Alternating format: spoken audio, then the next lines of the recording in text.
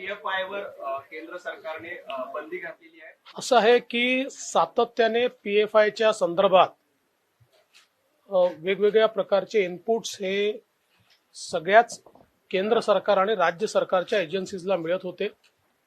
विशेषतः आपल्याला माहिती आहे की जसं दहशतवादी कृत्य करून आपल्या देशाला खिळखिळ करण्याचा प्रयत्न काही लोक करतात, तसंच सायलेंटली वेगवेगळ्या मार्गातनं समाजामध्ये तेढ निर्माण करून आपल्या देशाचं सोशल फॅब्रिक हे त्या ठिकाणी डिस्ट्रॉय करून आणि वेगवेगळ्या समाजामध्ये तेढ निर्माण करण्याचं काम काही लोक करत होते। आणि PFI त्याच्यामध्ये फार पुढे होतं।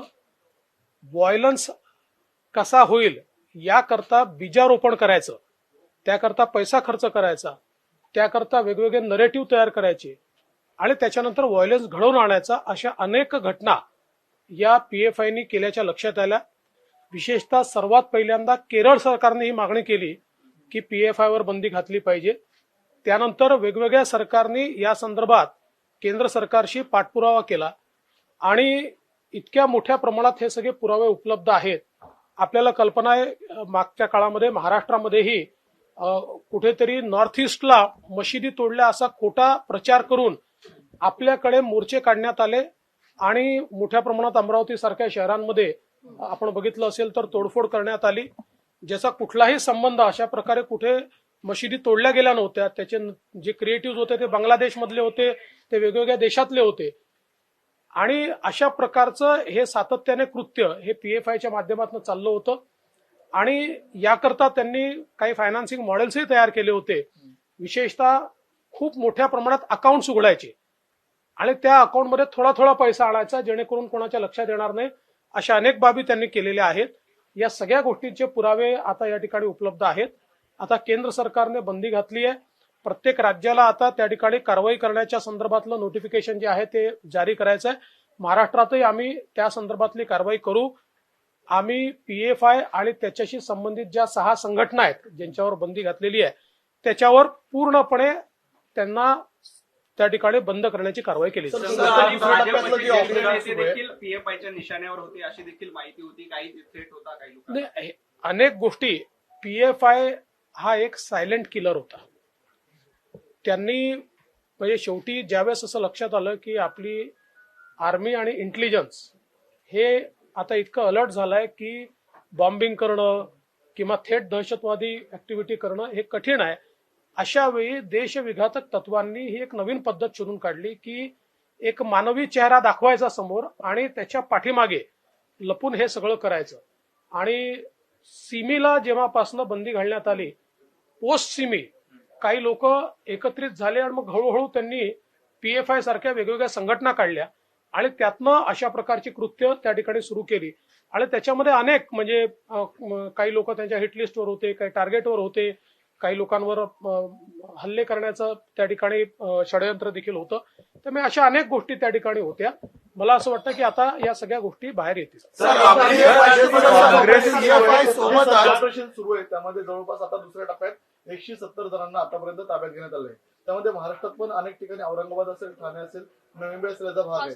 आता महाराष्ट्रामध्ये या पुढील काळामध्ये ऑपरेशन आणखी वाढवण्यात येणार आहे का? याच्यामध्ये वेगवेगळे जे काही केडरचे लोक आहेत त्यांच्या सहभागाप्रमाणे या ठिकाणी कारवाई होते। काही लोकांवर केवळ 151(3) ची कारवाई झाली आहे, काही लोकांवर 107 ची कारवाई होते आहे। त्यामुळे त्यांच्या सहभागाप्रमाणे प्रिव्हेंटिव्ह ऍक्शन, जेणेकरून काही लोक हे केवळ आयडेंटिफाय केले जातील आणि त्यांच्यावर लक्ष ठेवलं जाईल, अशा प्रकारे काही सरसकट सगळे एकाच कॅटेगरीत पकडले जात नाहीत। ज्यांनी जशी कारवाई केली असेल तशा प्रकारे त्यांच्यावर कारवाई होईल। टार्गेट होतं आणि त्याचबरोबर असे काही स्लीपर सेल तुम्ही कारवाई करत असताना असू शकतात का, तशी भीती शंका आहे? नाही, हे आहेच अशा प्रकारचे। शेवटी मी जसं मगाशी सांगितलं की आता 6 फ्रंटल ऑर्गनायझेशन्स लक्षात आलेले आहेत। त्या 6 फ्रंटल ऑर्गनायझेशन्सच्या व्यतिरिक्तही काही छोटे ऑर्गनायझेशन्स त्याच्याशी कनेक्ट असू शकतात, त्याही आता शोधून काढण्यात येतील। आणि आता एक प्राथमिक अंदाज आहे की यांनी खूप मोठ्या प्रमाणात छोटे छोटे अकाउंट्स उघडले आहेत। त्यामुळे कुठल्या अकाउंट्समध्ये कुठून पैसे आले आहेत, कुठून बाहेरून आले आहेत का, कोण ते फंडिंग करताय, असं सगळं त्याचं जे कनेक्शन आहे ते जोडावं लागेल आणि त्यानंतर मग हा सगळा जो काही त्यांचा डिझाईन आहे तो बाहेर येईल. 7 ते 8 संघटनांवरती आता बंदी आलेली आहे, संलग्न संघटना. त्याच्याबरोबर राजकारण दिसून येते. काँग्रेसचे जे खासदार आहेत आणि लोकसभेचे प्रतुद आहेत सुनील यांनी कुठेतरी मागणी केलेली आहे की आरएसएस वर सुद्धा अशा प्रकारची बंदी आणायला हवी, कारण आरएसएस मार्फत हिंदू दहशतवाद पसरला जातो असा आरोप त्यांनी केला. असं आहे, असं मूर्खासारखं बोलणारे अनेक लोक आहेत. या देशामध्ये कायदा आहे, संविधान आहे, पुरावे लागतात. एका तरी राज्यामध्ये भाजपच्या सोडा, भाजप बाहेरच्या एका तरी राज्यामध्ये एक तरी इन्सिडन्स आरएसएसच्या विरोधातला ते शोधू शकले का? नाही शोधू शकले. उलट या संदर्भात केरळ सारखं राज्य जे भाजपचं नाही आहे आणि केरळमध्ये दोन्ही म्हणजे पूर्वी काँग्रेसचं सरकार असताना आणि कम्युनिस्टांचं सरकार असताना त्यांनी याच्यावर बंदी घालायची मागणी केली आहे. त्यामुळे अशा मूर्खासारख्या बोलणाऱ्या लोकांना, ज्यांच्याकडे अक्कल कमी आहे, अशा लोकांना मी उत्तर देत नाही. सर, एक वेगळ्या एजन्सी नेमणार आहेत का एटीएस प्रमाणेच? काही वेगळ्या एजन्सीजची गरज नाही आहे, त्या एजन्सीच करतात. सर, हिंदी में जानना चाहेंगे कि पीएफआई पर जिस तरह से देखते हैं, बहुत सारे एलिगेशंस हैं उनपे, right from money laundering to terrorism as well as anti-national activity. So what would you have to say?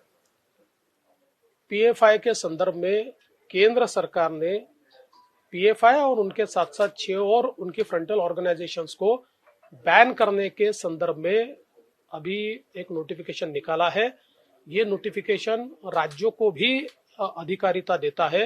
राज्यों में इसकी कार्रवाई करनी है. इसकी कार्रवाई महाराष्ट्र में भी हम लोग करेंगे, क्योंकि लगातार पिछले कई सालों से इस संदर्भ में सारे एविडेंसेस जमा किए जा रहे हैं. इनकी एक्टिविटीज पर नजर रखी जा रही है और विशेष रूप से केरल जैसे राज्य में सबसे पहले ये मांग उठी कि पीएफआई को बैन करना चाहिए. उसके बाद अलग अलग राज्यों में भी इन्होंने कार्रवाई शुरू की. ये विशेष रूप से जो माइनॉरिटीज है उसमें घुसकर वहां पर अनरेस्ट निर्माण करना, वहां पर इंडोक्ट्रिनेशन करना, लोगों का इंडोक्ट्रिनेशन करके लोगों के माइंड्स को पोल्यूट करना, इस प्रकार के काम ये करते हैं. सीधे हिंसा में भी इनका हाथ है. विशेष रूप से पिछले समय महाराष्ट्र में जो त्रिपुरा में घटना ही नहीं घटी, उसके विजुअल्स तैयार करके मानो त्रिपुरा में मस्जिदें जलाई जा रही है, ऐसे गलत विजुअल्स डालकर महाराष्ट्र में भी इन्होंने दहशतगर्दी करने का प्रयास किया. यहाँ पर अलग अलग प्रकार से लोगों को भड़काने का प्रयास किया. कई प्रकार के गैर कानूनी धंधों में भी इनका हाथ है. और ऐसे भी सबूत धीरे धीरे सामने आ रहे हैं कि इनके माध्यम से कुछ लोगों को टारगेट किया जा रहा था, कुछ लोग हिट लिस्ट पर रखे जा रहे थे. तो ऐसी कई चीजें इसमें है.